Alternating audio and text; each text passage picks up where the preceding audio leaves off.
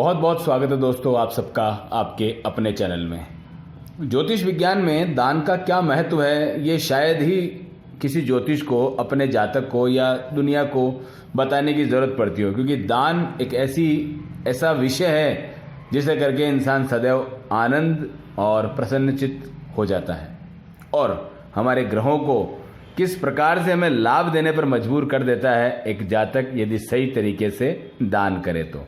लेकिन आज का जो हमारा विषय है वो अक्सर आप लोगों के द्वारा पूछे जाने वाला एक ऐसा प्रश्न है जिसे समझना बहुत आसान है, लेकिन उसकी एक रूपरेखा है। यदि वो समझ ली जाए तो फिर सारे कन्फ्यूजन क्लियर हो जाएंगे और वास्तव में जरूरी भी है। तो सबसे पहले देखते हैं आज के टॉपिक की हेडिंग। एक जैसे दान कहीं हम गलत तो नहीं कर रहे।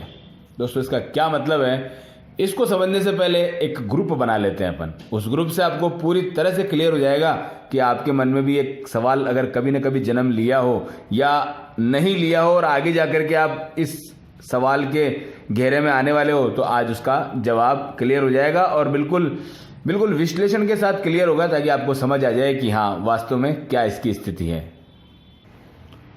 तो ये ग्रुप हैं सूर्य मंगल, चंद्र शुक्र, शनि राहु केतु, बुध और गुरु। अब दोस्तों इन ग्रुप का क्या मतलब हुआ, तो आप लोगों का अगर ये सवाल आता है या अगर हमारे दिमाग में ये सवाल उठता है कि मुझे लाल चीज़ दान करनी है, जैसा कि पंडित जी ने बताया, किसी विद्वान ने बताया, किसी ज्योतिष ने बताया, या मैंने ही मान लीजिए आप लोगों में से कईयों को बताया कि आप लाल अनार का दान कीजिए।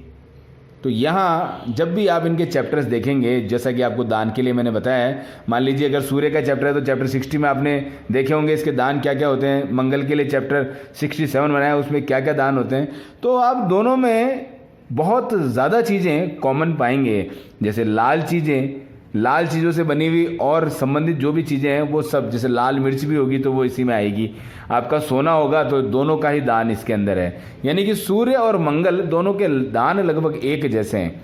लेकिन कुंडली में अगर मंगल मारक लिखा हुआ है और सूर्य मारक नहीं लिखा हुआ है तो दान करते समय ये सदैव एक कन्फ्यूजन रहता है कि मैं सूर्य का दान कर रहा हूँ तो मंगल का तो दान नहीं हो रहा है, या मंगल का दान कर रहा हूँ सूर्य का तो दान नहीं हो जाएगा। तो ये जो सवाल है ये हमारे लिए सबसे ज़्यादा कहीं ना कहीं दान करते समय कन्फ्यूजन की स्थिति पैदा करता है। ऐसा ही चंद्र का और शुक्र का आप दान देखेंगे तो दोनों में दूध कॉमन है। दूध, दही, घी, सफ़ेद चीज़ें, सफ़ेद वस्त्र, चांदी और इसके इर्द गिर्द या इसके जैसी पैरेलल चीज़ें जो भी होंगी वो सब दोनों के लिए ही कॉमन दान हो जाएगा। यहाँ बस वही वापस बात कि दान करते समय चिंतित होना स्वाभाविक हो जाता है कि यार हम आखिर दान किसका कर रहे हैं। हमें तो बताया कि शुक्र मारक है और दान हम चंद्रमा का कर रहे हैं जो कि हमारे लिए योग कारक है। इंसान अक्सर चक्करघन्नी में फंस जाता है। इस चक्करघन्नी से निकलने के लिए ये वीडियो आज आपकी मदद करेगा। ऐसा ही राहु केतु और शनि के साथ आप देख रहे हैं, इनके लिए काली चीज़ों के साथ में बहुत सारी चीज़ें ऐसी है जो कि बहुत ज़्यादा कॉमन है। तो इसलिए जब भी शनि राहु केतु का दान करने का नंबर आता है तो इंसान सदैव कंफ्यूज हो जाता है। और इसका तो सबसे ज़्यादा कंफ्यूजन होने का एक कारण और है, वो भी आपको मैं वीडियो में आगे बताऊंगा। और इसके बाद देखोगे बुध, तो चलो ये सेपरेट है, हरे रंग की चीज़ें कॉमन नहीं है, कहीं और किसी के लिए दान नहीं करना। और साथ में देखेंगे गुरु, तो ये भी कॉमन नहीं है, यानी कि इनकी पीले रंग की चीज़ें, इससे संबंधित चीज़ों में यहाँ किसी का योगदान नहीं रहेगा। तो चलिए जान लेते हैं ये कन्फ्यूजन का जो मैटर है या ये क्लियर होने का आधार क्या रहेगा। तो आइए इसका आधार चेक करते हैं। अंतर का आधार, तो दोस्तों ये कुछ कॉमन चीज़ें हैं जो हर एक के लिए एप्लीकेबल होगी, जिसमें दिन, पात्र यानी कैंडिडेट, समय और भाव प्रार्थना, ये चार चीज़ें आवश्यक रूप से देखी जाएगी। मान लीजिए हम सूर्य के दान की बात कर रहे हैं तो सूर्य के दान के लिए आपको निश्चित तौर पर रविवार का ही दिन बताया जाएगा। पात्र के लिए आपको एक बुजुर्ग व्यक्ति बताया जाएगा कि इस बुजुर्ग व्यक्ति को दान कीजिए, यानी कि जो भी अपने पिता समतुल्य उम्र के हो। जैसे आप अगर 30 वर्ष के हैं तो आपको 60 साल का, 55 साल का, 65 साल का जो भी वृद्ध नजर आए उसे दान करना है। समय देख सकते हैं आप, सुबह 9 बजे तक का समय रहता है। कोई विशेष परिस्थितियों में थोड़ा लेट हो जाए तो बात अलग है, बाकी जैसे जैसे सूर्योदय होता है उसी समय के आसपास दान किया जाए सर्वोत्तम है। भाव और प्रार्थना, यानी आप किससे दान, किसको दान कर रहे हैं, उसके साथ में किस ग्रह का दान कर रहे हैं, उसी ग्रह से आपको नम्र निवेदन करते हुए जो भी अपनी बात कहनी है, जो भी मनोकामना मांगनी है, जो भी दान करते समय आपके मन में भाव जागृत हो रहे हैं, वो सब आपको इसके अंतर्गत देखा जाएगा। तो एक इतनी सी चीज से हमने वर्गीकरण कर दिया कि हमने सूर्य का दान किया है। यही बात अगर आप मंगल की करोगे तो इसके लिए मंगलवार का दिन होगा। जब मंगलवार का दिन होगा तो वहाँ सूर्य ग्रह का दान का संबंधित जो प्रश्न है वो स्वतः ही समाप्त हो जाएगा।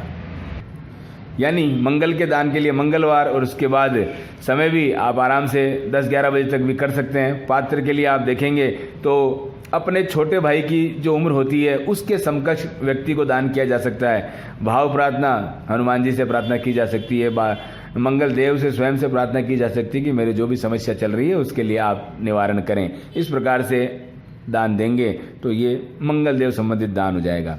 बात करें चंद्रमा की, चंद्रमा का दान सोमवार के दिन सुबह कर सकते हैं। कई स्थितियों में रात्रि में भी दान किया जाता है, लेकिन सुबह भी आप दान कर दें। छोटे बच्चों को दान किया जा सकता है, उनको दूध पिलाया जा सकता है, उनको कोई आइसक्रीम संबंधित सफ़ेद चीज़ दी जा सकती है। इस प्रकार से आप दान देंगे, आपका काम हो जाएगा। लेकिन शुक्र के लिए वही दूध किसी अविवाहित स्त्री को, यानी जो कंवारी कन्या है, उसे दिया जाएगा और शुक्रवार के दिन दिया जाएगा।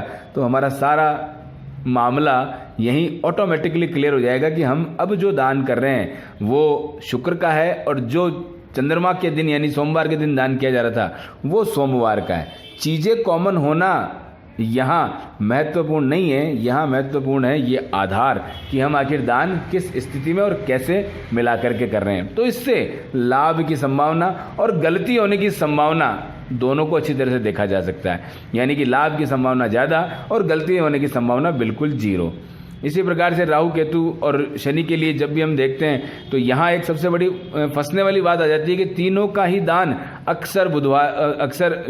शनिवार के दिन किया जाता है।